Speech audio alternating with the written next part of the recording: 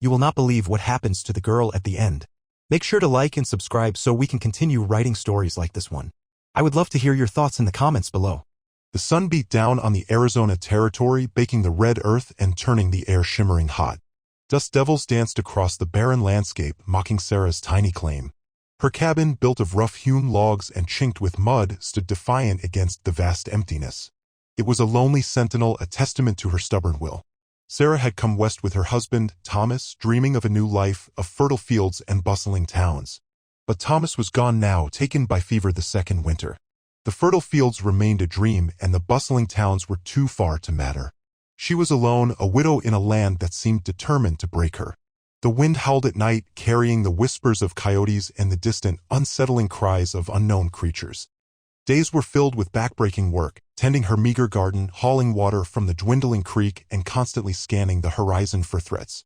The threat of raiding parties was ever present, a dark cloud hanging over every sunrise. Other settlers had packed up and left, their dreams turned to dust. But Sarah refused to be driven away. This land, despite its hardships, held Thomas's memory, and she clung to it with fierce determination. Her nearest neighbors were miles away, too far to rely on for help. She had a rifle, a rusty old thing that Thomas had taught her to use. She kept it loaded and close at hand, a cold comfort against the vastness of the wilderness. Food was scarce. The garden yielded little in the dry, unforgiving soil. She supplemented her diet with wild berries and whatever small game she could trap. Each day was a struggle, a test of her endurance. But Sarah was strong, hardened by grief and necessity. She had learned to read the land, to anticipate its moods, to survive. She knew she was an outsider, a pale face in a land that belonged to others. She tried to respect the ways of the Apache, the original inhabitants, but fear always lingered. Stories of their raids were whispered around campfires, tales of savage warriors and merciless attacks. Sarah tried to believe that if she kept to herself, if she didn't provoke them, they would leave her alone. But the wilderness was a lawless place, and survival depended on more than just hard work and good intentions. The sun had begun its slow descent, painting the sky in hues of orange and purple when the knock came. It wasn't a polite tap, but a heavy, insistent pounding that vibrated through the thin walls of the cabin. Sarah's heart leaped into her throat. She grabbed the rifle, her hands trembling slightly, and peered through the small, dusty window. Standing in the fading light were three figures, tall and lean, their faces weathered and etched with the harsh lines of the desert. They wore simple buckskin clothing, and their dark eyes scanned the surroundings with an intensity that made Sarah's skin crawl. They were Apache. Sarah hesitated. Her mind raced, weighing her options. She could pretend she wasn't home, but they likely knew better. The smoke from her cookstove would have been visible for miles. She could try to scare them off with the rifle, but that could provoke a deadly confrontation. Or she could open the door and face them, hoping to reason with them, to appeal to whatever humanity they possessed. Taking a deep breath, she set the rifle down, though she kept it within easy reach. She walked to the door and slowly unlatched it. The hinges creaked in protest as she pulled it open, revealing the three men in their entirety. They stood silently, their eyes fixed on her. They didn't speak, didn't make a move. The silence stretched, thick and heavy, punctuated only by the chirping of crickets in the nearby brush. Sarah could feel her pulse pounding in her ears. Finally, one of the men stepped forward. He was the tallest of the three, with a hawk-like nose and piercing eyes. He raised a hand, palm open, a gesture that Sarah recognized as a sign of peace. "We are hungry," he said, his voice low and gravelly, his English halting but understandable. "We have been tracking game for many days, and we have found nothing." Sarah looked at their faces, at the gauntness of their cheeks, at the desperation in their eyes. She knew that hunger. She had felt it gnawing at her own belly many times. She knew what it was like to go to bed with nothing but the hollow ache of emptiness. She swallowed hard, her own stomach clenching. She had so little to offer. Her supplies were dwindling and the winter was coming.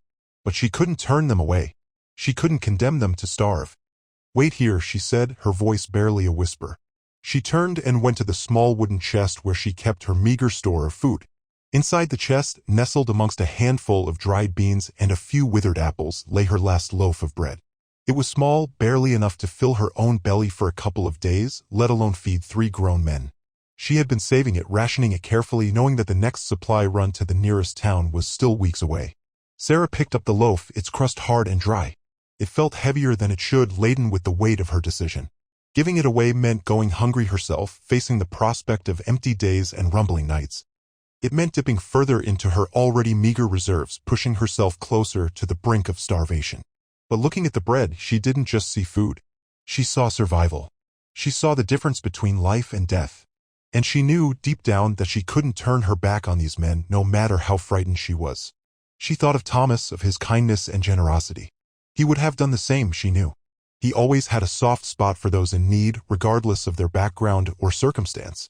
He used to say, "A full belly makes for a peaceful heart." Sarah closed her eyes for a moment, picturing his smiling face. His memory gave her strength, a renewed sense of purpose. She wasn't just surviving for herself, she was surviving for him, carrying on his legacy of compassion and understanding. Opening her eyes, she clutched the loaf tightly and turned back towards the door. The Apache scouts were still standing there, their faces impassive, but she could sense their anticipation, their desperate hope. She walked back to the doorway, the loaf held out in front of her like an offering. Her heart pounded in her chest, a mixture of fear and resolve. This was it. This was her last act of defiance against the harshness of the land, her final stand against the forces of despair. The small loaf of bread represented everything she was fighting for, her life, her memories, her humanity. "I don't have much," she said, her voice stronger now, filled with a newfound determination. "But you are welcome to share what I have." She held out the loaf, waiting for their response, ready to face whatever consequences might come. The decision had been made. The die had been cast. Now all that remained was to see what the future held.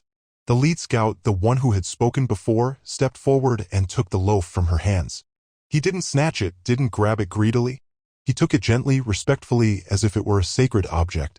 He held it for a moment, examining it in the fading light, and then nodded slowly. "We thank you," he said, his voice still low and gravelly. "This is a great kindness."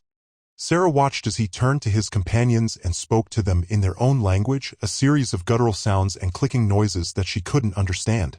The other two men nodded in agreement, their eyes fixed on the loaf of bread. With a small knife that he produced from his belt, the lead scout carefully cut the loaf into 3 equal pieces. He handed one piece to each of his companions and then kept the last piece for himself. Sarah was surprised by their fairness, by their willingness to share. She had expected them to devour the bread on the spot, to fight over it like wild animals. But they ate slowly, deliberately, savoring each bite. They didn't speak, didn't make a sound, except for the occasional rustle of buckskin. As she watched them eat, Sarah felt a strange sense of peace settle over her. The fear hadn't completely disappeared, but it was tempered by a feeling of connection, of shared humanity. She had offered them her last loaf of bread, and they had accepted it with grace and gratitude. When they had finished eating, the lead scout turned back to Sarah. He held out his hand, and in his palm lay a small, intricately woven basket. "A gift," he said simply, "for your kindness." Sarah took the basket, her fingers brushing against his. It was filled with dried berries, a welcome addition to her dwindling supplies. "Thank you," she said, her voice sincere. "It is very generous of you." The lead scout nodded again. "We will not forget your kindness," he said. "We will remember you." And with that, he and his companions turned and disappeared into the gathering darkness, melting back into the wilderness from which they had come. Sarah watched them go, her heart filled with a mixture of relief and uncertainty. She had shared her last loaf of bread with Apache scouts, and now she was alone again, facing an uncertain future. But somehow she felt stronger than she had before, more resilient, more determined to survive. She had given away her last loaf, but in doing so, she had gained something far more valuable, a connection to the land, a sense of shared humanity, and a glimmer of hope in the darkness. The small basket of dried berries was a godsend. It wouldn't last long, but it would stave off the hunger pangs for a few days, giving Sarah a little breathing room. She carefully stored the berries in the chest, savoring the thought of their sweetness and nourishment.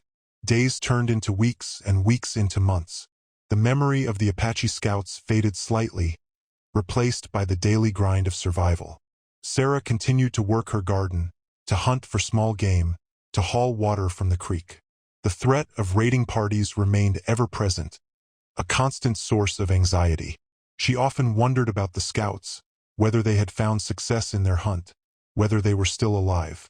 She hoped that her small act of kindness had made a difference, that it had eased their suffering, even if only for a little while. Winter arrived with a vengeance, bringing bitter cold and howling winds. The garden withered and died, the creek froze over, and the small game disappeared, seeking shelter from the harsh weather. Food became even scarcer, and Sarah was forced to rely on her dwindling reserves. She rationed her supplies carefully, eating only enough to keep herself alive. She spent most of her time huddled by the fire, trying to stay warm, reading the few books that she had brought with her from the east. The long, dark nights were filled with loneliness and fear, with the constant worry that she wouldn't survive the winter. One particularly cold and blustery night, as Sarah sat by the fire, she heard the distant sound of drums. The drums grew louder and louder until they filled the air with a rhythmic, pulsating beat. Sarah's heart leaped into her throat. She knew what the drums meant. Raiders. She grabbed her rifle and crept to the window, peering out into the darkness. She could see the flickering glow of torches in the distance, moving closer and closer. The raiders were coming. Sarah braced herself for the inevitable attack. She knew that she was outnumbered, that she had little chance of defending herself. But she was determined to fight, to protect her home, to honor the memory of Thomas. She waited, her rifle raised, her finger on the trigger, ready to face whatever fate had in store for her. The drums grew louder, the torches grew brighter, and the raiders drew closer and closer. The attack was imminent. And then something unexpected happened. The drums stopped. The torches flickered and died. And the raiders turned away, disappearing back into the darkness from which they had come. Sarah stared in disbelief, her mind reeling. What had happened? Why had they turned away? She had no idea. All she knew was that she had been spared, that she had been given another chance. But why? The next morning, Sarah ventured outside, cautiously scanning the horizon. The sun had risen, painting the snow-covered landscape in a soft, golden light. The air was crisp and clean, and the silence was almost deafening. She walked to the gate that surrounded her small garden, the gate that she had built with Thomas, the gate that symbolized her determination to protect her claim. As she reached the gate, she noticed something lying on the ground. It was a single eagle feather, its white and brown barbs gleaming in the sunlight. Sarah picked up the feather, her fingers trembling slightly. She knew what it meant. The eagle was a sacred symbol to the Apache, a sign of courage, strength, and protection.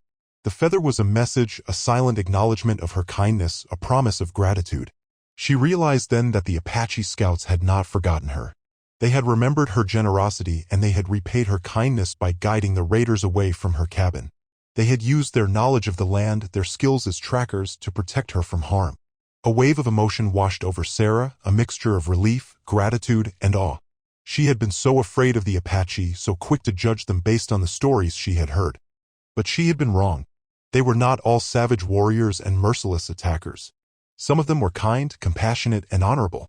She clutched the eagle feather tightly, her heart filled with a newfound respect for the Apache people.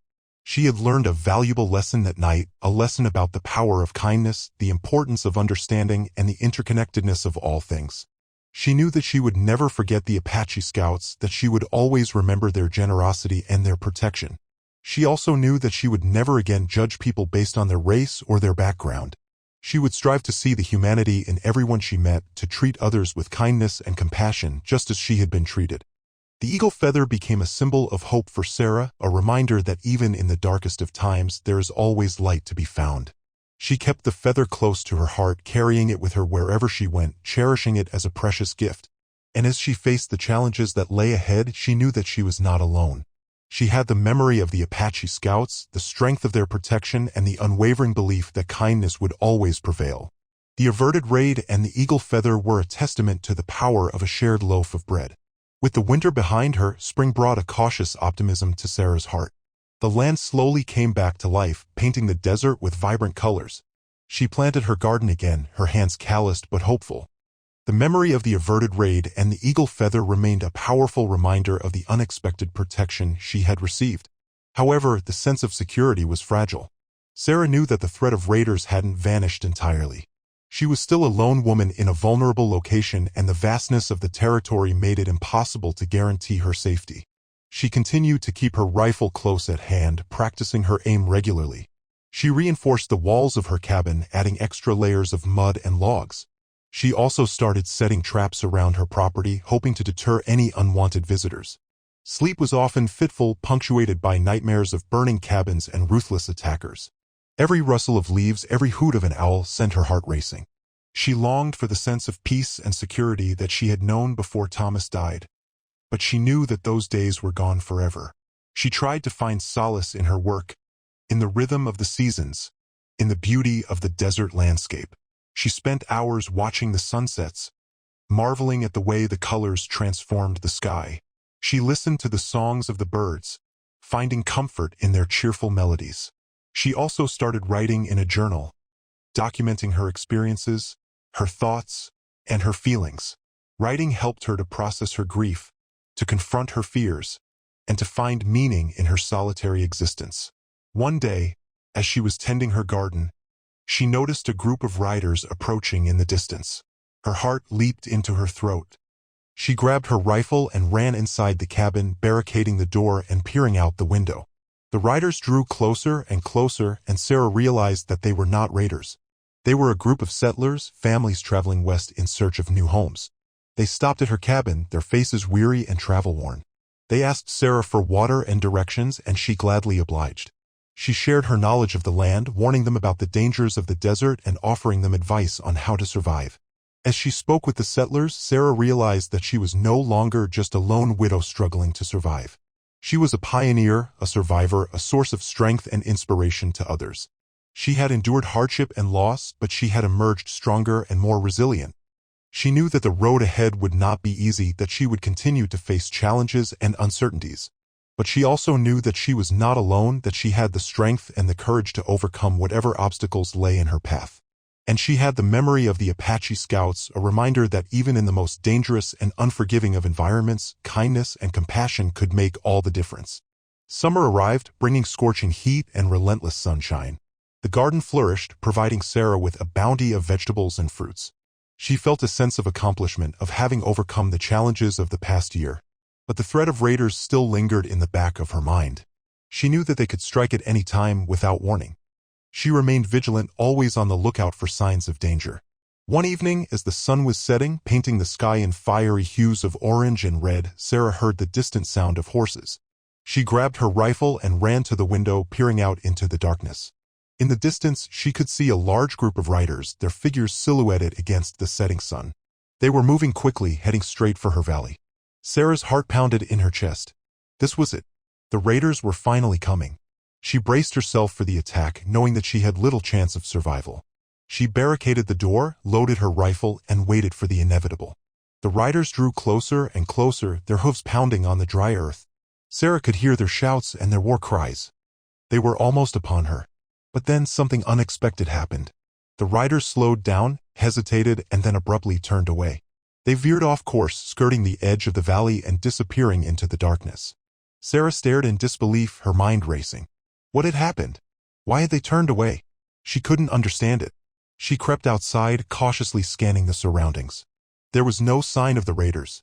They had vanished as quickly as they had appeared.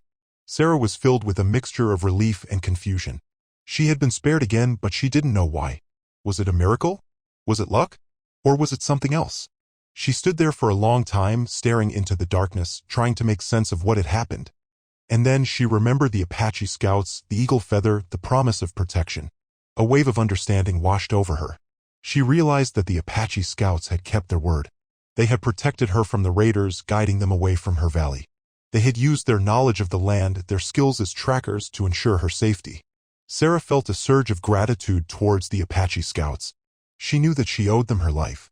She had shared her last loaf of bread with them, and they had repaid her kindness by saving her from certain death.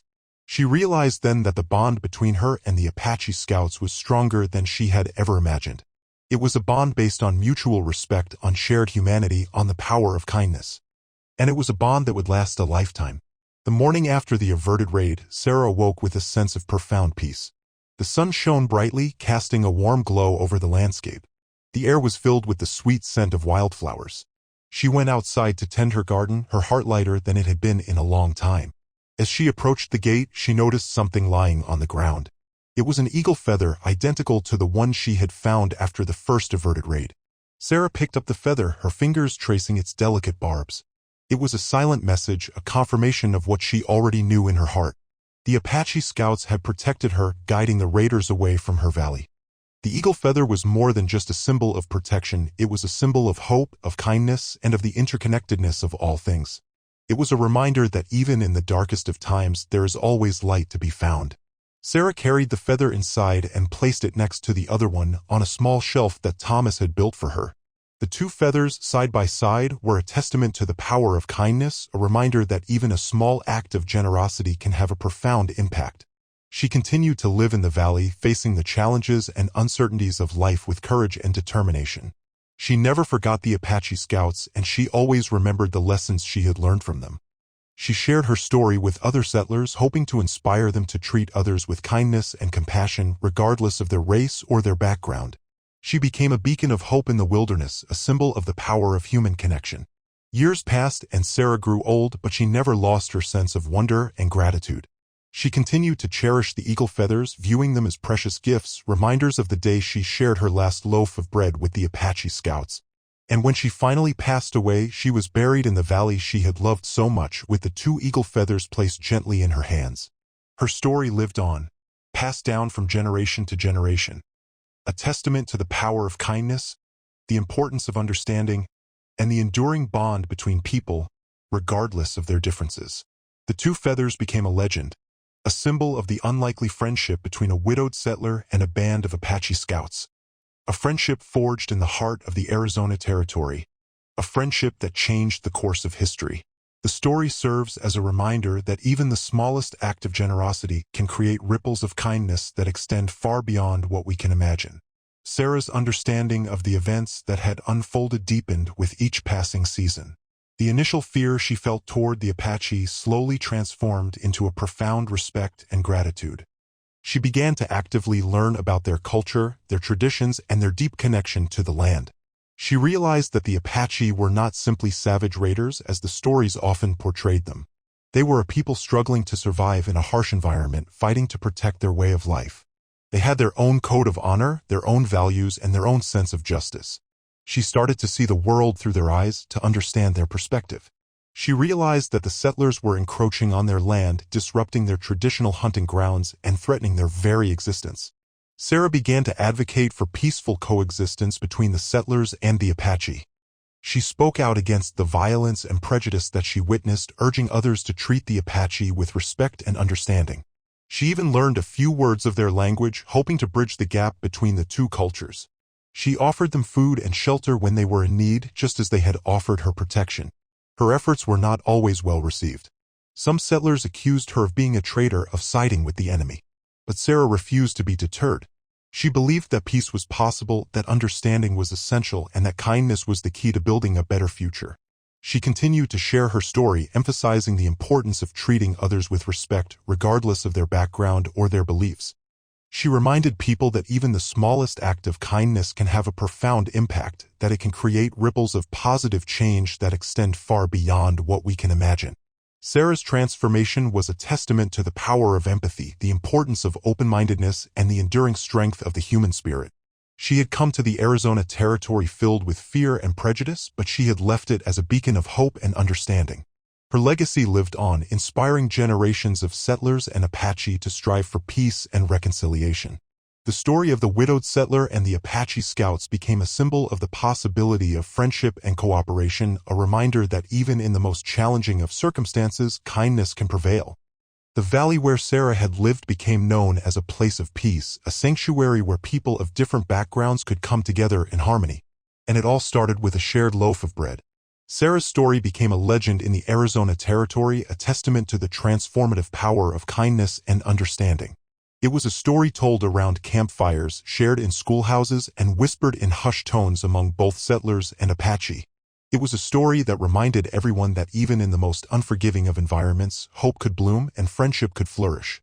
The valley where Sarah had lived became a place of pilgrimage, a sanctuary where people of different backgrounds could come together to learn from her example. A small museum was built to house the eagle feathers, the woven basket, and Sarah's journal, preserving her legacy for future generations. The settlers learned to respect the Apache, to appreciate their culture, and to value their friendship. They realized that the Apache were not their enemies, but their neighbors, their partners, and their fellow inhabitants of this vast and beautiful land. The Apache, in turn, learned to trust the settlers, to see them as individuals rather than as a collective threat. They realized that not all settlers were greedy and prejudiced, that some of them were kind, compassionate, and willing to work together to build a better future. Sarah's act of sharing her last loaf of bread had created a ripple effect of kindness that spread throughout the territory, changing lives and transforming communities. It had demonstrated the power of human connection, the importance of empathy, and the enduring strength of the human spirit.